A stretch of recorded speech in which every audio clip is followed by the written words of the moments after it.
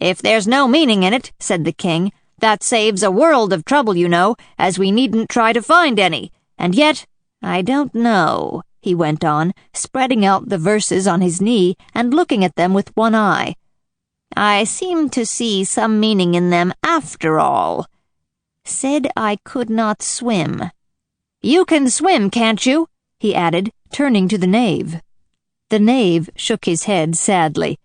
"Do I look like it?" he said, which he certainly did not, being made entirely of cardboard. "All right so far," said the king, and he went on muttering over the verses to himself. "We know it to be true. That's the jury, of course. If he should push the matter on, that must be the queen. What would become of you? What indeed? I gave her one, they gave him two. Why, that must be what he did with the tarts, you know. But it goes on, they all returned from him to you," said Alice. "Why, there they are," said the king, triumphantly, pointing to the tarts on the table. "Nothing can be clearer than that. Then again, before she had this fit— You never had fits, my dear, I think," he said to the queen. "Never!" said the queen, furiously, throwing an inkstand at the lizard as she spoke. The unfortunate little Bill had left off writing on his slate with one finger, as he found it made no mark, but he now hastily began again, using the ink that was trickling down his face as long as it lasted. "Then the words don't fit you," said the king, looking round the court with a smile. There was a dead silence. "It's a pun," the king added in an angry tone, and everybody laughed. "Let the jury consider their verdict," the king said for about the 20th time that day. "No, no," said the queen. "Sentence first, verdict afterwards." "Stuff and nonsense," said Alice loudly. "The idea of having the sentence first." "Hold your tongue," said the queen, turning purple. "I won't," said Alice. "Off with her head," the queen shouted at the top of her voice. Nobody moved. "Who cares for you?" said Alice. She had grown to her full size by this time. "You're nothing but a pack of cards." At this, the whole pack rose up into the air and came flying down upon her. She gave a little scream, half of fright and half of anger, and tried to beat them off, and found herself lying on the bank with her head in the lap of her sister, who was gently brushing away some dead leaves that had fluttered down from the trees on her face. "Wake up, Alice dear," said her sister. "Why, what a long sleep you've had."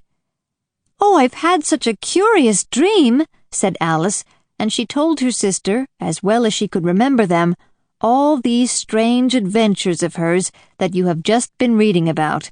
And when she had finished, her sister kissed her and said, "It was a curious dream, dear, certainly, but now run into your tea, it's getting late."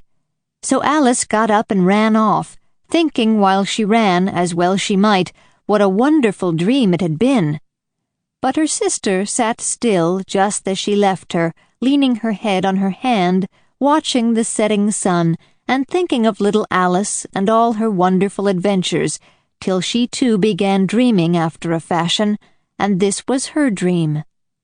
First she dreamed of little Alice herself. Once again the tiny hands were clasped upon her knee, and the bright, eager eyes were looking up into hers. She could hear the very tones of her voice, and see that queer little toss of her head to keep back the wandering hair that would always get into her eyes. And still, as she listened, or seemed to listen, the whole place around her became alive with the strange creatures of her little sister's dream. The long grass rustled at her feet as the white rabbit hurried by. The frightened mouse splashed his way through the neighboring pool. She could hear the rattle of the teacups as the March Hare and his friends shared their never-ending meal, and the shrill voice of the Queen ordering off her unfortunate guests to execution. Once more the pig baby was sneezing on the Duchess's knee, while plates and dishes crashed about it. Once more the shriek of the griffin, the squeaking of the lizard's slate pencil, and the choking of the suppressed guinea pigs filled the air. mixed up with the distant sob of the miserable Mock Turtle.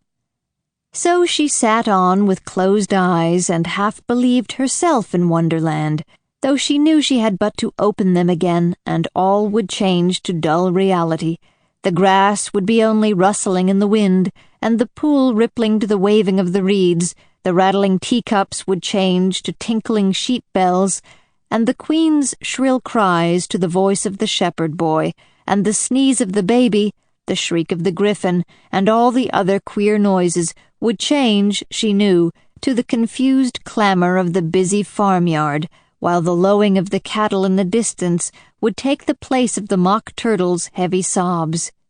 Lastly, she pictured to herself how this little sister of hers would, in the aftertime, be herself a grown woman, and how she would keep, through all her riper years, the simple and loving heart of her childhood, and how she would gather about her other little children and make their eyes bright and eager with many a strange tale, perhaps even with the dream of Wonderland of long ago, and how she would feel with all their simple sorrows, and find a pleasure in all their simple joys, remembering her own child life and the happy summer days.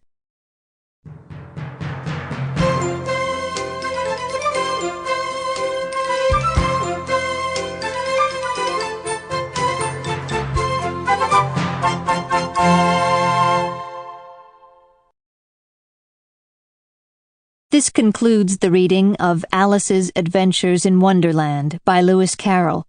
This book was originally published in the United Kingdom in 1867. This unabridged recording of Alice's Adventures in Wonderland was produced in 1997 by Blackstone Audiobooks Incorporated, which holds the copyright thereto. Neither this recording nor any portion of it may be reproduced or used for any purpose without prior written authorization from Blackstone Audiobooks. This book was read by Susan O'Malley.